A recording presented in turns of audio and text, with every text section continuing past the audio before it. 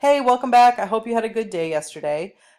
Today we are going to watch this video on residuals, and you will have an opportunity to work with your table partners to practice some residual problems, and then you will have some independent practice time where you can calculate and interpret residuals and practice residual plots, and this will be independently on Khan Academy. So today is all about error. So maybe you've noticed that one time you missed a lot of free throws in a basketball game, and so you decided to practice your free throw shooting to improve. Or maybe you've had this happen to you, like it happens to me all the time. You tell a joke and it hurts a friend's feelings, and so in the future you remember to be a little bit more sensitive around that person. So we all learn from our mistakes, and in math too, you can learn a lot about data by looking at the mistakes or the errors in the data. And so that's what this lesson is all about. And so what are residuals? Okay, and so let's say we have these three scientists, Marissa, Dee, and Thomas, and they're each going to draw a line of fit for the same set of data. How can we determine, Marissa, Dee, or Thomas, how can we determine which line of regression is the best? And that's what residuals are all about. So it's residuals to the rescue. Residual is a measure of how well a line fits an individual data point. So let's consider this simple data point, this simple data set below. It has a line of best fit drawn in blue. And we want to know, let's just look at this particular observable data point, the data point 2, 8. What is residual? Well, all you have to do is simply draw a vertical line from the point to the graph, and we can see that it has a residual of 1, 2, 3, 4, or the observed value 8 minus the predicted value 4. So 8 minus 4 is 4. So our residual for this particular point is 4. So I said a lot here. What does that mean? So essentially a residual is the difference between the observed value, so that would be the observed value, and the predicted value. And we call this y hat. So y hat is the dependent variable when you're looking at a regression line or a line of best fit. And the symbol that we use for residual is an E, because R is taken by the correlation coefficient, of course. So each data point has one residual. So again, it's the observed value minus the predicted value. And the predicted value is the value that lands on the line. So again, this is our observed value. Our predicted value would actually fall right here on the line, which is why we subtracted 8 from 4 to get our residual of 4. So this vertical distance is what we call the residual. For data points above the line, as in this data point here, the residual is positive. But if we have a data point below the line, like this point here, that residual would be considered negative. So you can see here that -2 because it is 2 units away from the regression line. And then obviously the closer a data point residual is to 0, the better the fit. So if we looked at this point right here, that's our y-intercept at 3, it falls exactly on the line, and so that would have a residual of 0. In this case, if we were to compare this point and this line of regression is actually a better fit for this point here, because it's only 2 away. Even if it's in the negative direction, it doesn't matter. It's only 2 away from the line, whereas this one is 4 away from the line. So this line of regression actually fits this point better. All right, so that's a little overview of what a residual is. Now let's get down to the nitty-gritty, because you're not always going to be given a lovely graph. So let's say we have to calculate residuals from the equation y equals mx plus b, or if you're talking about a scatter plot, we call it y hat, and this should be above the y. I just couldn't figure out how to do that. You know how I am about technology. A is the letter that we use to represent our y-intercept, in this case, it is 3. And b, when you're talking about a regression line, is the variable we use to represent slope. And in this case, that would be 1 over 2. So our slope is positive 1 over 2, and our y-intercept is 3. So I could write the equation y equals 1/2 x plus 3 to represent my line of,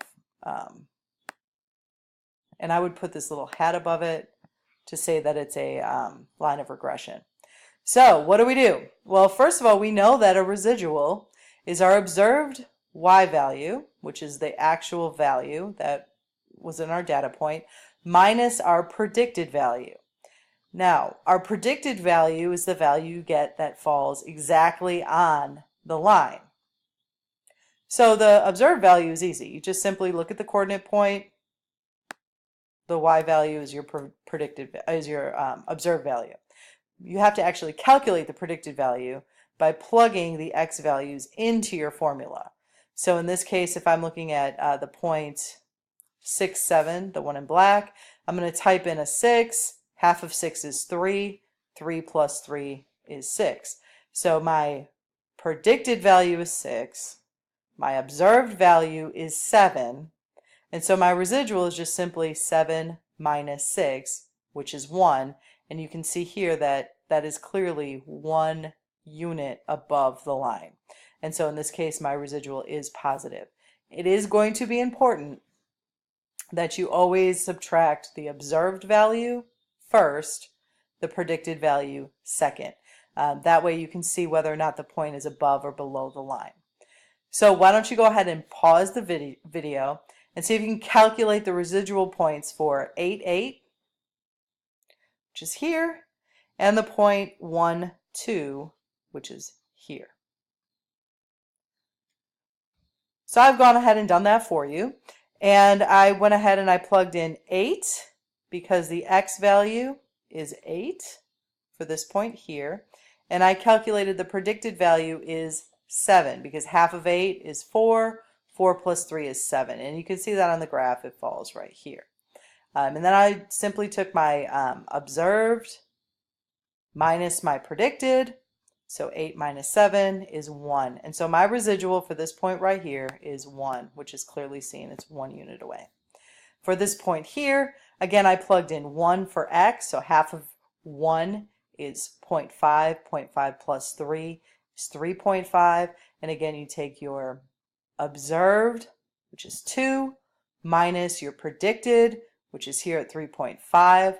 Subtract them, and I got negative 1.5. Which makes sense because I'm below the line. So that's how I'm going to get my negative. All right, so that's how you calculate your residuals. Once you have all of your residuals calculated, you just simply put them in, you make another graph, and you put them in another residuals plot.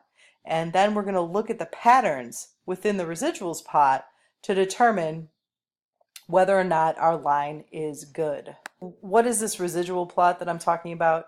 Well, essentially it's a graph, and what it does is it shows the residuals, which is what we just learned how to calculate, on the y-axis, and the independent variable, which is just your x value, on the horizontal axis. And so what you can do then is look at the pattern in the residual plot. If the pattern looks randomly dispersed around the x-axis, no obvious mathematical pattern, then your linear regression model is awesome. It's appropriate. It's perfect. It works for the data. However, if you're getting a pattern in your data, then your linear regression model isn't good, and you're going to have to go back and rework your regression line. So let's look at what I mean by that. This is what I mean by a random pattern. You can see that the residual plots are above, on the line, that would be a perfect residual, and below, right? So this is a random pattern, line of regression is good. This is a non-random pattern. You can clearly see a curve here. Because of this non-random pattern, line of regression, not good. And here's another example of a non-random pattern, which would tell you that your linear regression model is not good. So you have to go back and do it over. So how do we make these plots? How do we create a residual plot? Well, again, we're going to look at our original data, and I've gone ahead and made a table for us. So the first column are our x values, and I've just went 0 through 10 because that's what's on the x-axis. And then here are our observed dependent variable, or our y values. And so 0, I added this 0, 3 is one of our points. When x is 1, our y value is 2. When x is 2, our y value is 8, and so on and so forth. Those are our observed values. Now, how do we calculate our predicted y values? Well, you plug x into your formula, and that's what gives you your y hat. So half of 0 is 0. 0 plus 3 is 3. Half of 1 is 0.5. 0.5 plus 3 is 3.5. Half of 2 is 1. 1 plus 3 is 4. Half of 4 is 2. 2 plus 3 is 5, and so on and so forth. So that's how we get our values that are predicted by the regression line. Then we calculate our residual. So our residual is simply our observed minus predicted. So 3 minus 3 is 0, and as you can see, this dot lands on the line, so it is going to have a residual of 0. Then we go 2 minus 3.5, negative 1.5. Again, it's below the line, so obviously that's going to happen. 8 minus 4 is 4. 3 minus 5 is negative 2, and that can be seen here. That represents that negative 2 here. 7 minus 6 is 1. This is being represented here as this residual. And 8 minus 7 is 1. That is this residual here. All right, now that we have our x values here and our residual values here, we can make our residuals plot. On the x-axis and on the y-axis is our residual. So the first point here is 0, 0, represented here. Then I went ahead and went over 1 and down 1.5. That's this point here, so on and so forth. So I graphed x and the residual on this plot. And as you can see, this is clearly a random pattern. So therefore, our regression line is good because of this random pattern. All right, please join me for video 2. I'm going to show you a couple more examples of how to calculate residual plots, and then you may go ahead and start your practice.